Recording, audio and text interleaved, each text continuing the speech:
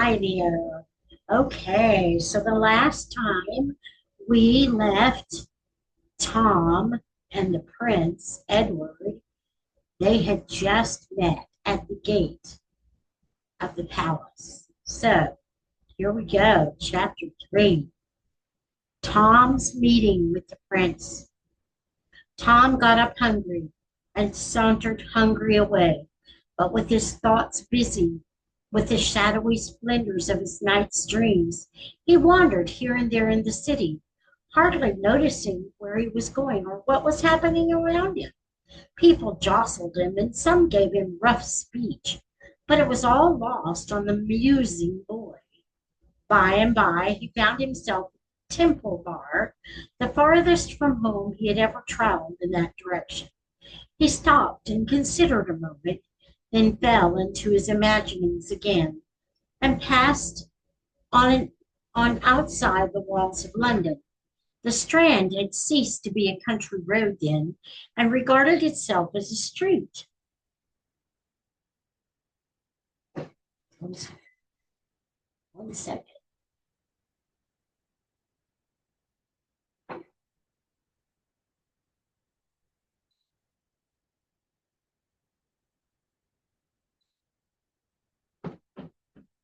Sorry. But by a strained construction, for though there was a tolerably compact row of houses on one side of it, there were only some scattered great buildings on the other, these being palaces of rich nobles, with ample and beautiful grounds stretching to the river, grounds that are now closely packed with grim acres of brick and stone. Tom discovered Charing Village presently and rested himself at the beautiful cross built there by a bereaved king of earlier days. Then idled down a quiet, lovely road past the great cardinal's stately palace toward a far more mighty and majestic palace beyond, Westminster. Tom stared in glad wonder at the vast pile of masonry, the wide spreading wings, the frowning bastions and turrets, the huge stone gateway with its gilded bars and its magnificent array of colossal granite lions and other the signs and symbols of English royalty. Was the desire of his soul to be satisfied at last? Here indeed was a king's palace. Might he not hope to see a prince now, a prince of flesh and blood, if heaven were willing?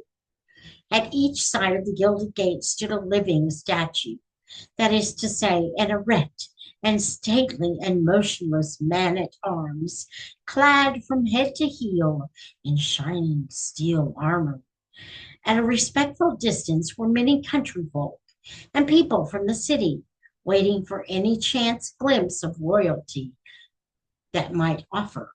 Splendid carriages with splendid people in them and splendid servants outside were arriving and departing by several other noble gateways that pierced the royal enclosure.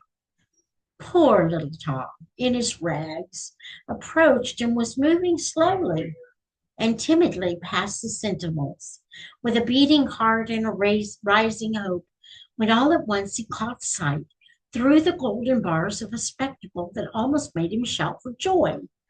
Within was a comely boy, tanned and brown with sturdy outdoor sports and exercises, whose clothing was all of lovely silks and satins, shining with jewels. At his hip, a little jeweled sword and dagger, dainty buskins on his feet, with red heels, and on his head a jaunty crimson cap with with drooping plumes fastened with a great sparkling gem. Several gorgeous gentlemen stood near, his servants, without a doubt.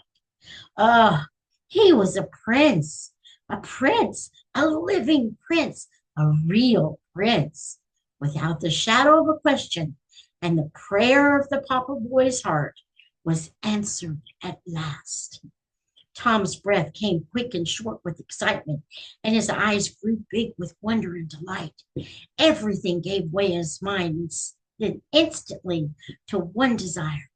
That was to get close to the prince and have a good, devouring look at him. Before he knew what he was about, he had his face against the gate bars. The next instant, one of the soldiers snatched him brutally away and sent him spinning among the gaping crowd of gawks and London idlers. The soldier said, "Mind thy manners, thou young beggar."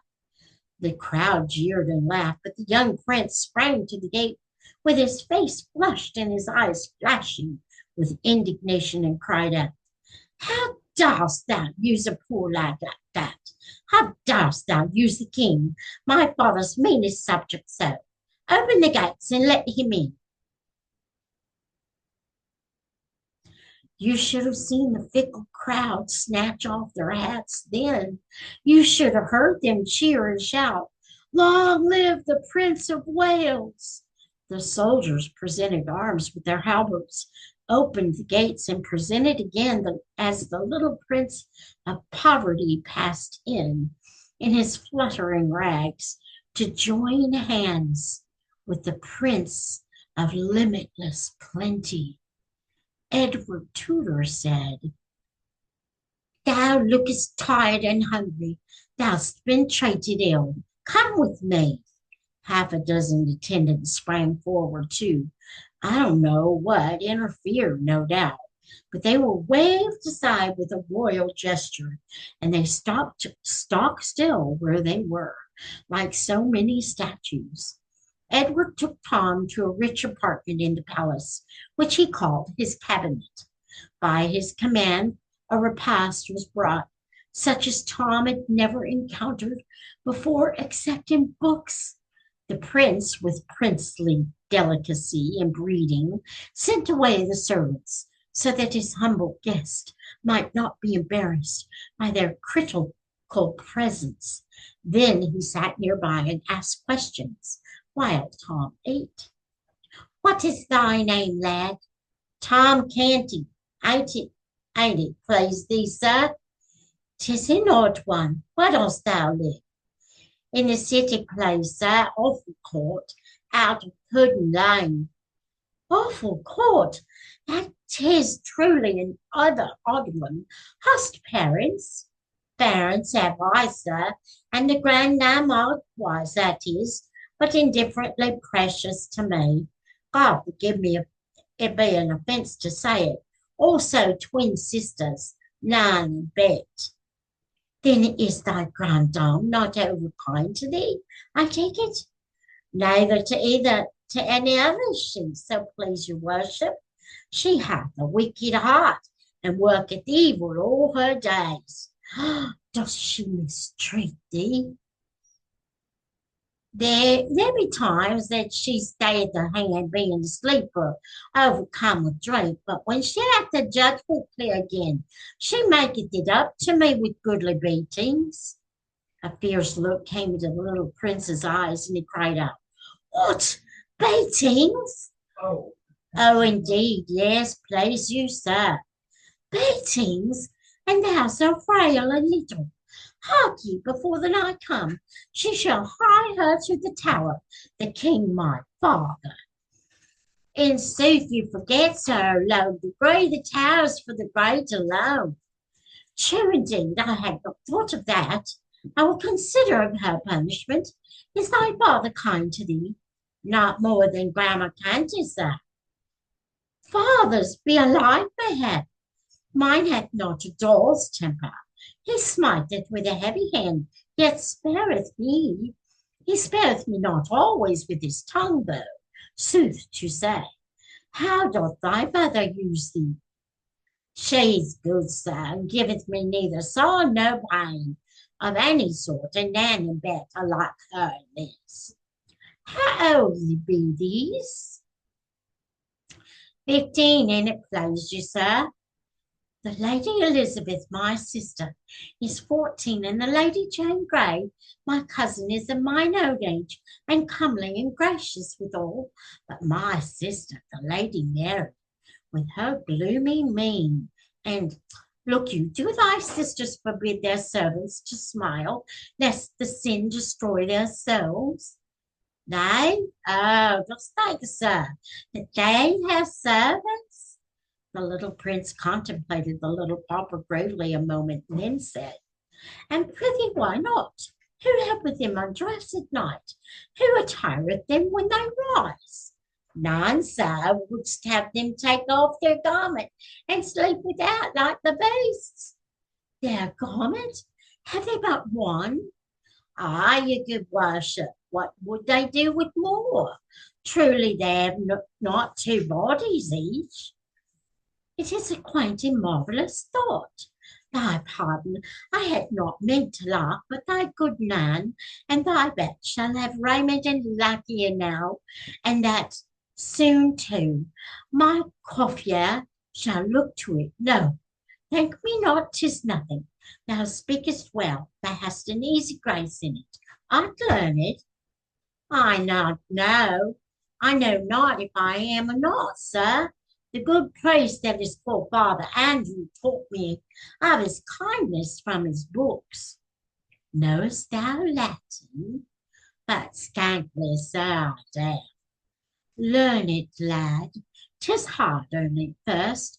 The Greek is harder, but neither these nor any tongues else, I think, are hard to the Lady Elizabeth, my cousin. Thou shouldst hear those damsels at it. But tell me of thy awful court. Hast thou a pleasant life there? In truth, yes, so please you, sir, save when we is hungry. There be a Punch and Judy shows and monkeys. Oh, such antic creatures, and so bravely dressed. And there be plays when they that play do shout and fight till all are slain. 'Tis so fine to see and cost it's but a farthing, albeit 'tis main hard to get the farthing, please your worship. Tell me more. Well, we lads of Orford Court do strive against each other with a cudgel, like to the fashion of the prentices sometimes. The prince's eyes flashed.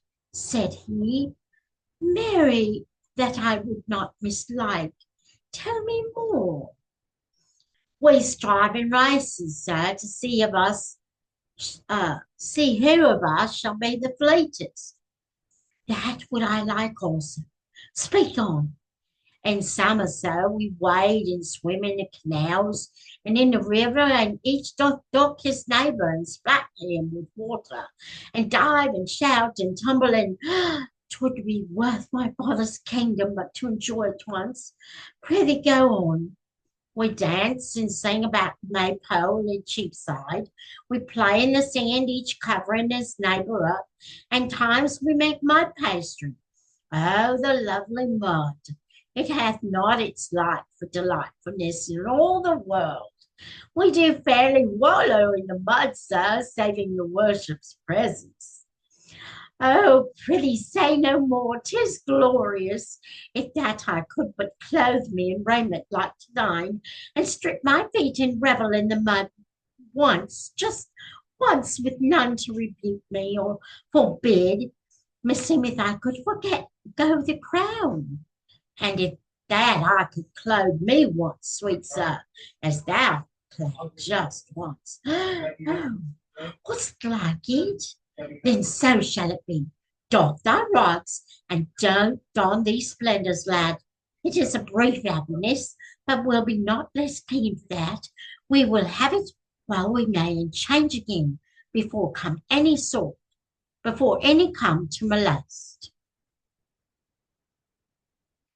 A few minutes later, the little Prince of Wales was garlanded with Tom's fluttering odds and ends, and the little Prince of Pauperdom was tricked out in the gaudy plumage of royalty. The two went and stood side by side before the great mirror, and lo, a miracle! There did not seem to have been any change made. They stared at each other, then at the glass, then at each other again. At last, the puzzled princeling said, "What dost thou make of this?" "Ah, good worship, require me not to answer. It is not meet that one of my degree should utter the thing." "Then I will utter it.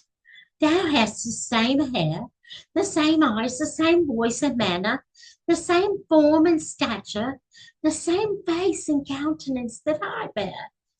Fared we forth naked, there's none could say which was you and which was the Prince of Wales. And now I am clothed as thou wert clothed.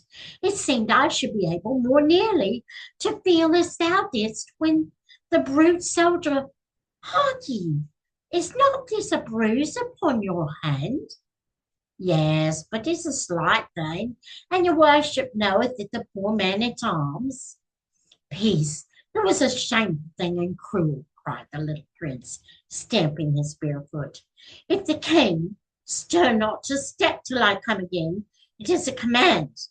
In a moment he had snatched up and put away an article of national importance that lay upon a table and was out at the door and flying through the palace grounds in his bannered rags with a hot face and glowing eyes. As soon as he reached the great gate, he seized the bars and tried to shake them, shouting, "Open! Unbar the gates!"